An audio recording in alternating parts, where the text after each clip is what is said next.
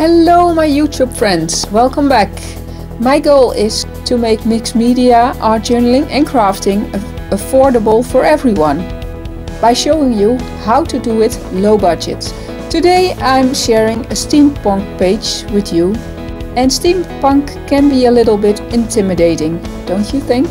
So I started looking through my stuff to see what I could use, and looking through my stuff is not only in my craft space but in the whole house. So for steampunk you could very likely end up in your garage. So the first thing I found in my stash was a stencil with gears. This stencil came in a pack of 5 for 70 cents or something.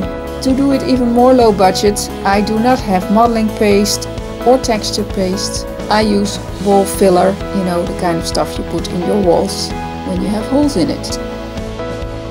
My background looked a bit funny. I was putting all kinds of stuff on it to see how it worked. Later on I make a cohesive background of it. For now I'm just looking through my stuff, finding things that I can use.